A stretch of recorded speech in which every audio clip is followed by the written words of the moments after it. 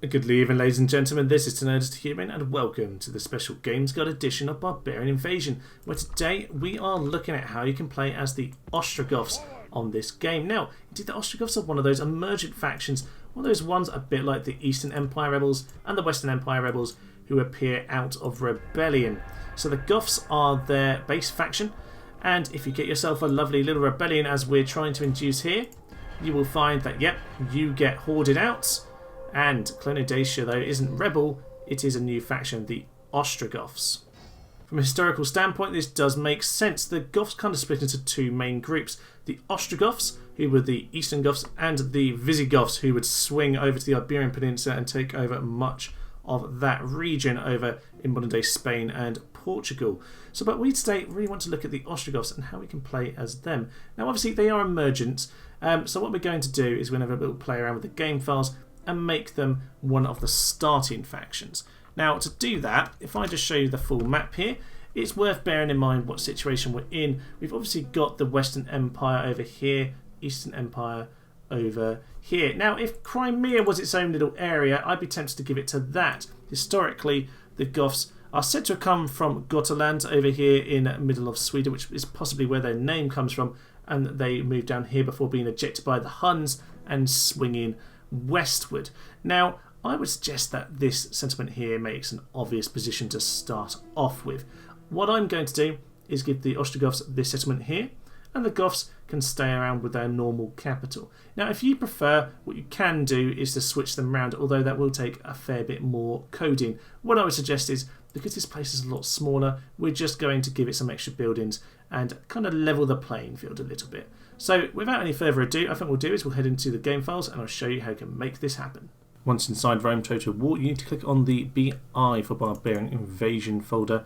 Inside there it is the normal set of folders, so data, into world, maps, campaign, and this time into Barbarian Invasion, which will take you into this file, a bit like in the main Rome Total War folder. So you get to Desca_strat.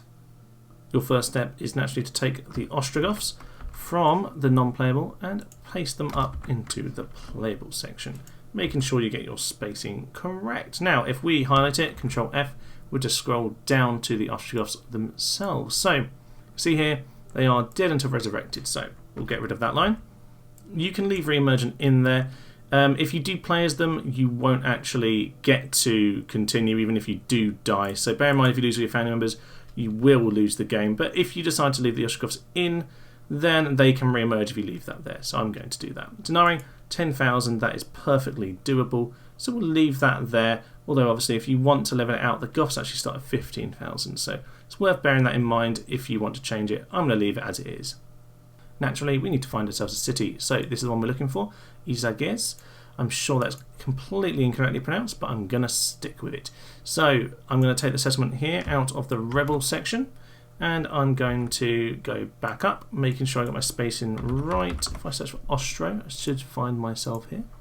Marvellous. And I'm going to paste that directly underneath Denarii. Now, just make sure you got your spacing correct and you don't delete the S in settlement, because that could cause you some problems. You have to be really careful with just those tiny little details.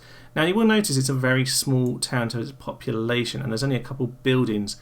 Normally when you play as the Ostrogoths, or normally the Ostrogoths, they will get the Gothic capital when it rebels. So this is a very weak start. If I take you up to the Goths, I'll show you that they actually have a very strong start. I think we want to level that playing field just a little bit. So we swing up to the Goths, you can see they've got a little bit more money. I'm not worried about that, but the population of 11,500 is significantly bigger. You can see here they've got a huge amount of infrastructure available to them. So what I'm going to do is I'm going to take all of that from the city up to building, and I'm just going to copy that. And then we're going to go back down to Ostrogoths, and from there what we can do is paste that in underneath the building section here. So we're just going to replace that with that. So now we at least are on a level playing field. If you don't want to have a Christian church, you can always, get rid of it. If you want to take any of this out, naturally you can. But I'm just going to have a carbon copy of their town. I will just change this so it's a Gothic town. And if you want to change population, you're welcome. I might just put it up to 8,000 odd. I think that's a little bit fairer as a starting point. Now we do need a family member in order to make this work. So what we're going to do is steal from the Goths as a kind of template really. So when we're back on the Goths, we can just highlight their character here. You can see it's the faction leader. It's got leader trait there. And we're going to copy that. I did not mean to delete it. Please be careful. If you delete that, you may well muck up your game. So I'm just going to copy that there. You'll notice actually the town is just above. So if you want to drag this all and copy it in one go, you are absolutely welcome to. It will certainly save you time. I've decided just to show it separately to avoid confusion. But once you're down here, you can then paste that underneath. We need to have a space, of course. Now, we've got ourselves a few units. You can add and change this as you like. Maybe you want an extra Gothic Spearman. Maybe you want to give your Warlord 3 experience. Maybe you want to change some of these traits. I'm happy to keep it pretty much as it is, but there are a couple of things you might want to fiddle with, particularly though, most importantly, is this here, the coordinates. We need to find the correct coordinates for our particular city. To do that, I suggest you do what I normally suggest, which is to load the game as the rebels. Obviously you can just move slave from non-playable to playable and have a little go at loading that up. Once you have, you can obviously find the city you want to be taking, in this case Tribus Isiglias, and you can see what units are in there. So I'm going to go down to the slaves, which is over here. We just kind of skipped it as we got started. Now obviously this is where we took the city from before, but down the slave section are all of the troops. Now, when I loaded up the game, I found that we had a warlord, runaway slave spearmen, and steppe horse archers. Luckily on this, there aren't actually that many units or that many cities for the rebels, so it's quite easy to find them. So this is the section here: Summation warlords, runaway slave spearmen, steppe horse archers. Almost always, the combination of units is unique for the rebels, which means that you can actually find it without too many issues. I suspect they were aware of that when they did their bit of coding. So you notice that I've just copied and pasted the coordinates, and otherwise I'm just going to delete these guys, take them out. So I'm going to head back up to the Ostrogoths, and once I've done that, I can obviously go and change those coordinates to those ones there. Get your spacing correct, of course. You might want a slightly younger faction leader to represent the fact that he is a young rebel. Maybe you want to change a little bit, maybe make him a little bit more level out, you know, good administrator 2 rather than 3, maybe a warlord of 1 rather than 2. It's fine, you can kind of obviously change that as you like. There is obviously also the name section for the Goths and the Ostrogoths. So back inside data, we can swing down to the name section. Inside the Deska_names file is the list of all the names that work for the factions. You'll just get a blank if you don't have one that's on this list here. Now, for example, we have with the Goths, we have their faction leader name Manaric, and you will find that the Ostrogoths, as a kind of sub-faction to some extent, or the rebel faction, they have a very similar or pretty much the same list of names. So you will find that that is also on their list too. So you won't have any problems with that. You might want to change it though. So I'm going to go for Amalric, and I'm going to paste that in to just change the name up a little bit. With the name here changed around, what I want to do is scroll right down to the bottom because there's one more thing I want to do, and that's fiddle with the faction relationships here. So you'll notice that some of the factions in this game are obviously at war with each other from the start. Now we obviously want the Ostrogoths and the Goths to be at war, so we are going to do that. You see here we've got the Goths at war with slave here, so we can also add onto that Ostrogoths. Alright, so that will mean that we start at war with them.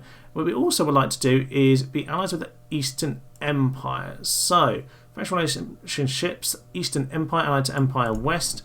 We'll also add on to that Ostrogoths. So that way we will start, be careful by the way for your spelling, because that would have ruined the entire file and I wouldn't have known where I went wrong.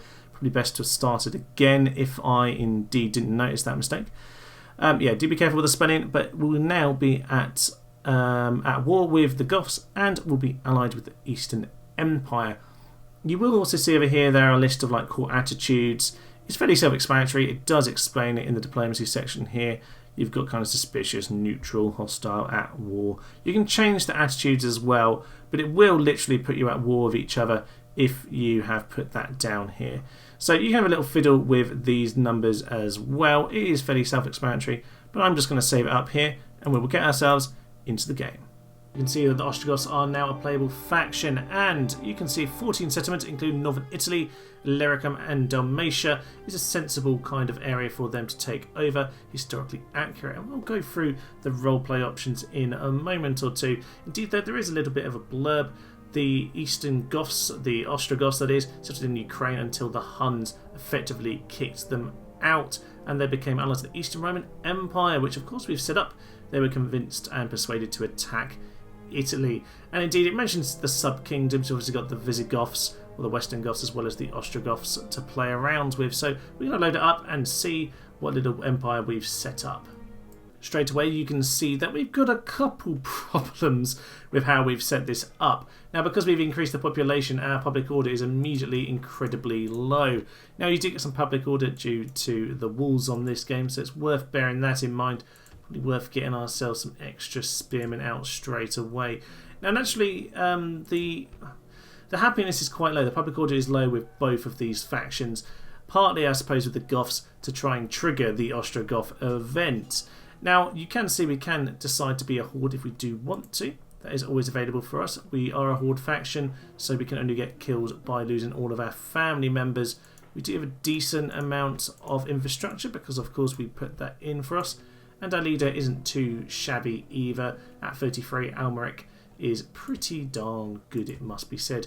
Bear in mind, though, the Goths do start with some men on the border. Traditionally, they would take this immediately at the start of the game.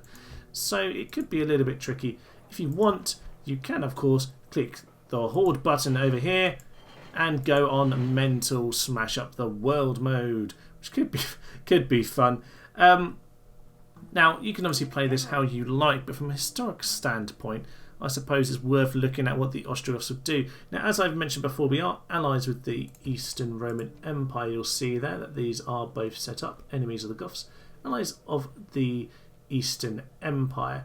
Now, what we want to do here is just kind of, I suppose for me, the role play is kind of, you know, you're battling against the Goths that you've split up from. But of course, I do like to do a bit of role play, and it is fun, I think, to go up on Barbarian Invasion and smash the Western Empire. And that, of course, is historically what they went and did. Now, you probably have an idea of 476 being the traditional end of Rome date when Odoacer Pannonia took over Rome.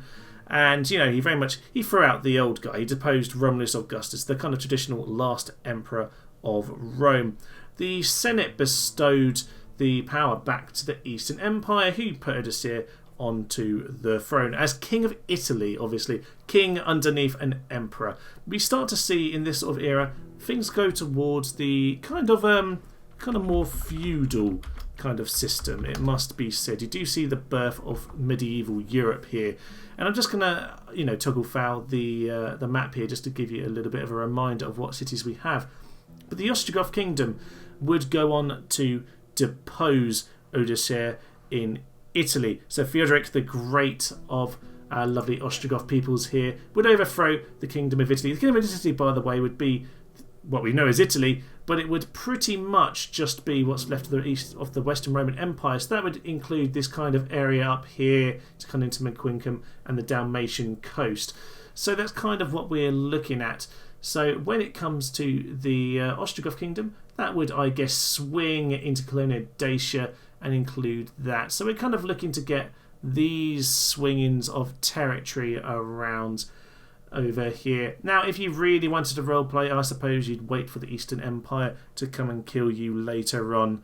Of course, they wouldn't last forever. It was quite a short-lived kingdom in many ways, and Justinian I would, of course, come in the mid-6th century and dismantle it.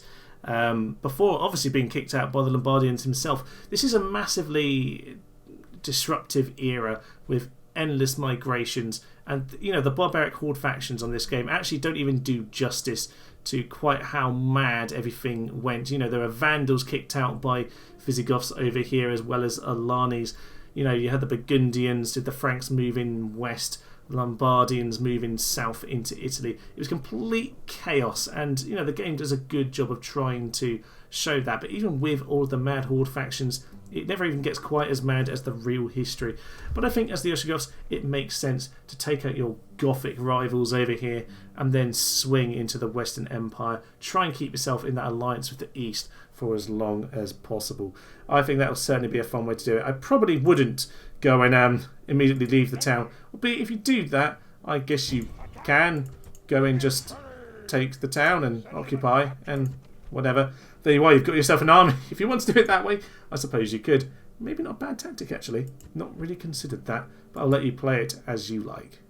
That just about sums it up for today then, ladies and gentlemen. I hope you've enjoyed this little guide to the Ostrogoths. I know a few of you have been hankering for this one for a little while. They are obviously one of those kind of quite short-lived kingdoms in many ways, but one that had quite a big impact on history, even if they only really were around in significant fashion for around 100 years. Their legacy is very much long-lived into the modern day. So there will be more of these guides coming up, normally on Fridays, but sometimes we'll see it on like a Sunday or Tuesday as well. But normally you can expect these on most Fridays. So going forward, you'll see more from Barbarian Invasion. There might be a little bit from Medieval Kingdoms as well, because I'm looking to do a little bit of guides for those as well. But for now then, I will leave you. I'm Thomas, this is Tenacious the Human, and this has been our Ostrogoth guide. Thank you, and goodbye. Shoot the flames of death into their eyes. Oh no, we're gonna die! Coward, coward, coward, coward, coward, coward, coward, coward, coward, coward, coward. Stop, sir! You're supposed to die! Run away, run away, run away, run away, run away! Our ballistas can actually shoot our own gates. Okay, let's get on with this battle. Run away.